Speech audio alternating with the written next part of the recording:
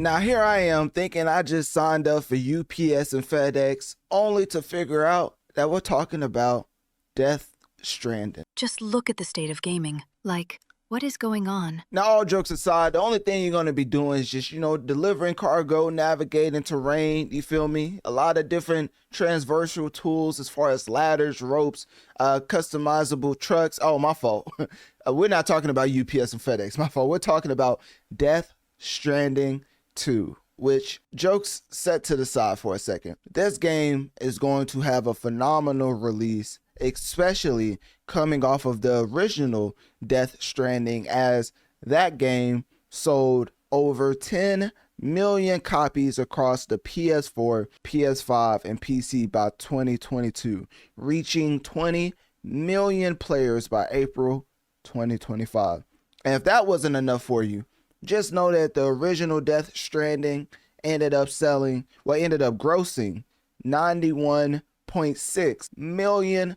And if that wasn't enough for you, the director's cut came out, and that earned another $14.6 million.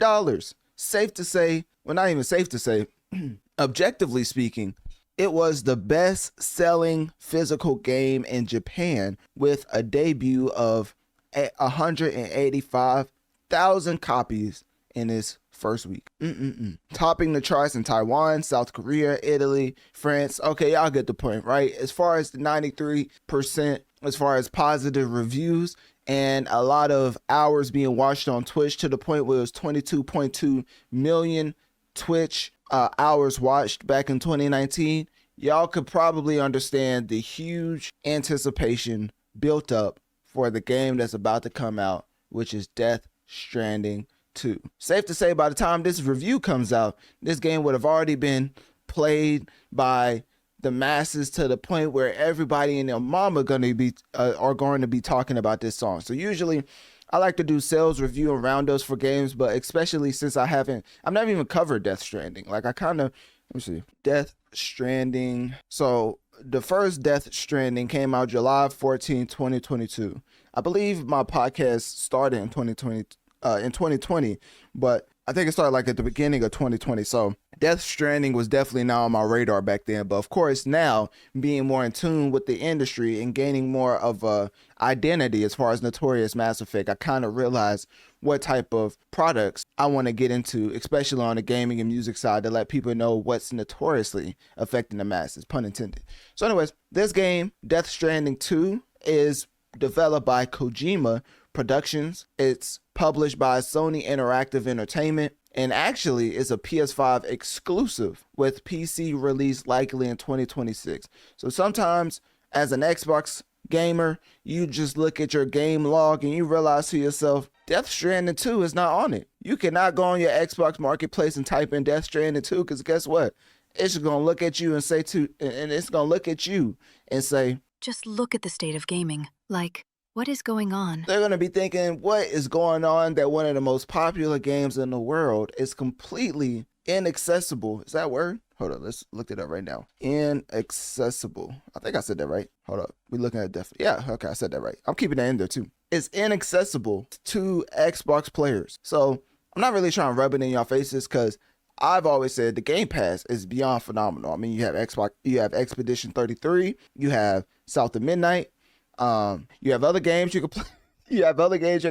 All jokes aside, set to the side, the Xbox Game Pass is definitely one of the best platforms, especially for gamers that want to play a lot of games in this economy. It's definitely the most cost-effective way to be a true gamer that I think is accessible right now. So that being said, the platforms is only PS5. It's a PS5 exclusive. PlayStation wins again. They're looking at the competition, and they're basically saying that not only do we have another PlayStation exclusive, but we have another PlayStation exclusive that sold phenomenally, as far as back when it came out in 2020, selling 10 million copies by the year of 2022. So getting more into what this game is about, just know it's set in apocalyptic Australia and Mexico. I wonder what type of human-sized spiders they have out in the Death Stranding version of Australia. So anyways, genres, you have action, adventure, and of course, when it comes to protagonists is Sam Porter Bridges. And with that being, the reason why I paused is because I was going to make a Bridge the Gap joke, but I didn't want to do that. I'm just going to leave it alone. I'm going to continue on with my coverage. So then this game is directed by Hideo Kojima. I forget which way. As far as Jeff Keighley and the Game Awards show and the Summer Games Fest, I'm not gonna lie to you. At some point in time, I think Kojima's gonna have a whole award based off his name if he doesn't already. I don't know what type of, backing he's given Jeff Keighley, allegedly. But all I'm gonna say is he definitely gets a lot of support. Some would say it's warranted. Others would raise some red flags as far as how much support he be getting compared to other developers. But that's besides the point. So you have Hideo Kojima. The engine that this game runs on is the Decima engine. I haven't heard of that before. I've heard of the Unreal. What is Decima engine? I haven't really heard that ever. All you really hear is like the Unreal Engine 5 and maybe like the Unity, the other engine. I've never heard of Decima. Anyways, the Decima engine is a game development engine created by Guerrilla Games used for crafting high fidelity open world games, known for its advanced rendering, physics, and AI capabilities. Help for titles, it was a part of titles such as Horizon Zero Dawn, Horizon Forbidden West, and Death Stranding, and Death Stranding 2. Okay, so it doesn't work on a lot of games. So I would assume this game should look like, obviously what you're seeing right now doesn't do it justice, especially if you're playing on a PS5 Pro. It may run a little smoother, it may look greater, but right now it's just 1080p, so I don't know what type of I don't know what the engine does for when you're playing the in game. Maybe it looks better than this, maybe it looks the same, but y'all would have to be the judge of that, as we don't have actual roundup of players playing the game. We have of course the gaming publications and things of that nature, but I would like to give another review later down the line of people actually playing the game, because I love doing review roundups. But of course, with Death Stranding 2 on the horizon, and me, I've never touched Death Stranding as far as when it came out back in 2020, so I wanted to give just a sales roundup of that game while also letting you know that Death Stranding 2 is coming out tomorrow. So with that being said, we don't really know too much about how good the game is or how bad it is.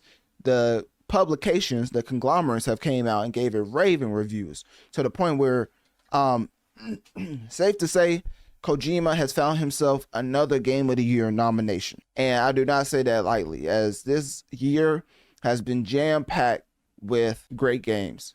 And for Death Stranding to be shaping up to be a nominee for Game of the Year, you already know the think pieces that are going to come out, as Death Stranding 2 is literally getting better reviews than the first Death Stranding. Now, granted, these are just from gaming publications, but IGN gave this a 9 out of 10. VGC gave this a 5 out of 5. What in the actual? These are all perfect scores. It's my first time seeing this. Okay, hold up. Because usually I do review roundups with like actual people who played the game. I try not to do only publications, but this is insane. Like, I have to show y'all this. Analytic Dreamz video on Spotify. See the video along with the audio. That's currently what the review roundups are. Like, hold up. Can I see that? Is that close enough? I'm trying to be a W Tech guy. Hold up, give me a second. There we go. Okay. That is insane. It's just straight 10 out of 10s, 5 out of 5s. Obviously, you have your 9.5s. You have your GameSpot being completely different in all of these. Like, all of these are perfect scores, and then you get the GameSpot with a 7 out of 10. I bet you Kojima is going to give them a strongly worded email.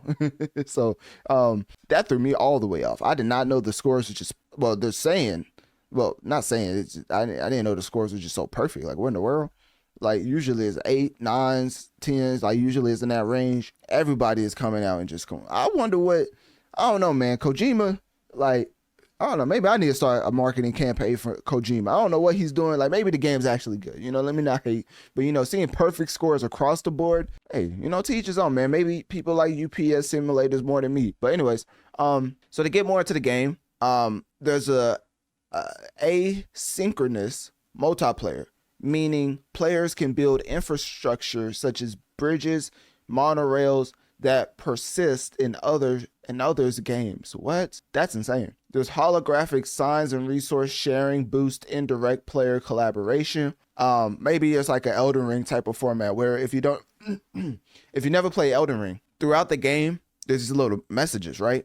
And if you like the message, the player who put that message there could get a boost of health, right? And that can happen whenever. So you could be playing the game, somebody can like your message, and now instead of dying because you was one hit, now you get a boost of health, and now you don't face defeat, right? Because it incentivizes you to put more messages, well, helpful messages, because if they don't like it, like if you just put some troll message on the edge of a cliff to make people fall off, there's not going to be a lot of people liking that message. So you won't get the benefits of people liking. So it incentivizes people to leave messages, but also leave helpful messages. So maybe that's what they're talking about as far as the holographic signs and resource sharing that indirectly boost player collaboration. But that's just me guessing. Obviously, that I don't know exactly how that works. I'm just, just from the description, I'm just going to say that to me, that's what it sounds like. And then you have the inventory management. I'm sorry, I had to laugh. I mean, the UPS and FedEx comparisons just are beyond funny, especially when you see the gameplay. You're like, imagine getting off of you know what? Hold up. Let me pull this up right quick. I wonder if this is still on the internet. This is one of the funniest skits I've ever seen. Let me see. I think it should pull up. So let me see. But while I look this up, the comparisons to Death Stranding to UPS and FedEx is simply because of the whole gameplay loop. Like, delivering packages should not be this fun. And the way that Kojima's set out to make Death Stranding completely about that premise is insane, because they actually made it enjoyable. So, but yeah, this yeah, Analytic Dreamz Analytic Dreamz video on Spotify to see the video along with the audio, because we're about to show what it looks like for everybody making jokes about Death Stranding 2, myself included. Let's just say this is how they're going to be acting after seeing all these perfect review scores. What's up right here? Here you go, sir. Who are you? UPS man. What's wrong? Check out the watch. Nothing really. What's up? Like what? A Dior shirt? A chain? Is them Cartiers? Nah, man. Are you wearing Cartiers? Nah, I'm not wearing no Cartier. This some shit you ain't heard of, bro. Chill out, bro. Look, I'm not going to lie to you. Looking at these reviews, let me see if I can pull this up again. This is how every Death Stranding player is going to be acting because of this game getting phenomenal reviews. Like, hold on, let me see if I can. Here we go. Yes, sir. Here we go. All right, this is how every Death Stranding player is going to be acting because of these perfect reviews out right now. Where's your truck at? My truck? Your UPS truck?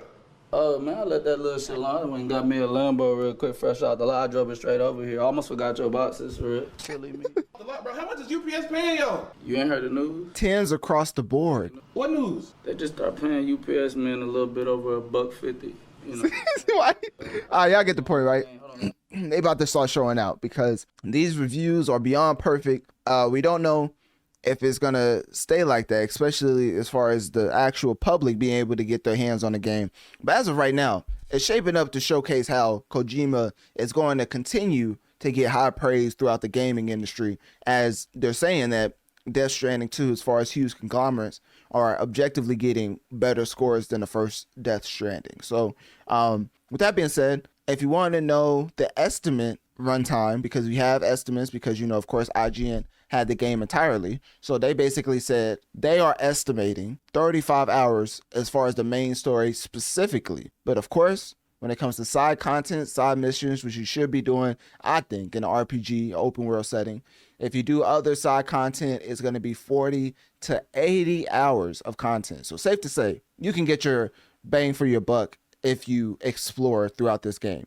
And then, of course, there's a lot of content to transverse and to explore, whether it's the biomes, the deserts, the forests, mountains, whether it's optional story events, explorative only encounters, which happened in the first game, many fetch quest style missions that add to the lore and world building.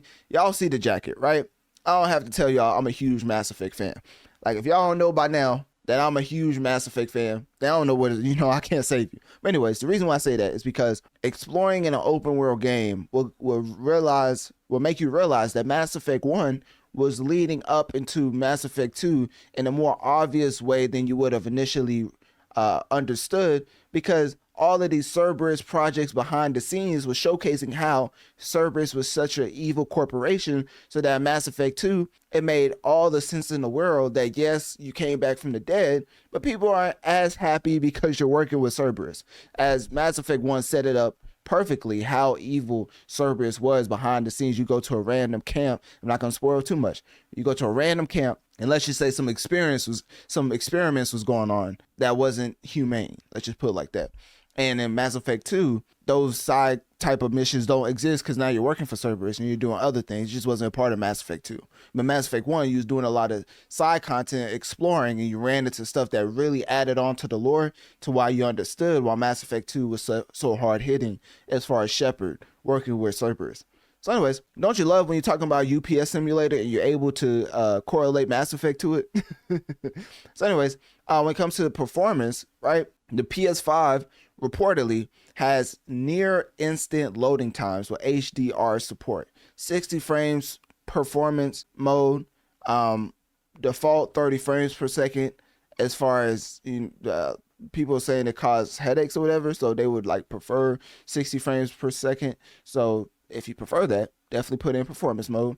PS5 Pro version offers enhanced visuals, which you would hope if you had a base PS5 going from, like, I went from the base PS5 to the PS5 Pro, and let's just say I saw a huge improvement on graphics in Assassin's Creed specifically. No other game have I seen that big discrepancy in performance plus graphics besides the Assassin's Creed game. That was the only game I saw a huge jump after I upgraded to the PS5 Pro. All the other games, I'm not gonna lie to you. So with that being said, they did say that there's a lot of improvements as far as quality of life. You have better menus, you have better route planning, and of course you have better vehicle handling, which is always, I don't know what it is. I wish I could sit down with a gaming dev so he could talk to me and like explain to me how difficult it is to get vehicles to maneuver certain ways in video games, because apparently it's like harder than doing rocket science. Like I'm being a little facetious, but as far as having vehicles transverse the environment to developers is a very difficult task. So I can't break it down. I'm not a gaming developer, but apparently that's harder than it looks. With that being said, I think that's basically it. I was trying to see what else I had to cover. So they said the combat versus delivery loop is balanced well. They said the narrative accessibility could be better as far as clear exposition. That's another thing. What in the world is the story of this game? Like, what is he doing? I do not know what this man is doing. I need to watch some type of recap because I looked at Death Stranding. He's kissing some baby, and I'm so confused because he's delivering package throughout the whole game. I'm like, where is the baby at? Is the baby with him? And if he is, somebody call the Child Protective Services, wherever to call. You know what I'm saying? Like, what is happening right now? So I don't know what's happening in the story. People are enjoying it, of course. As far as the first Death Stranding, as far as the overall story that they're building up to Death Stranding 2, people are enjoying it. We'll have to see how much they're enjoying it when the game eventually comes out tomorrow. And for people watching this after the fact, just know it officially launched June 26th, 2025. And I'm recording this June 25th, 2025. So safe to say, we're going to see if those perfect scores from many publications are true in the foreseeable future. So that being said, click my link tree in my bio. Let me know on one of my social medias. What do you think about Death Stranding 2 coming out tomorrow? And at the end of the day, do realize that it's only out on PS5 exclusively. Maybe it'll come to PC, but that's likely only to happen in 2026. But in between time, will you be playing Death Stranding 2 when it comes out June 26th of 2025?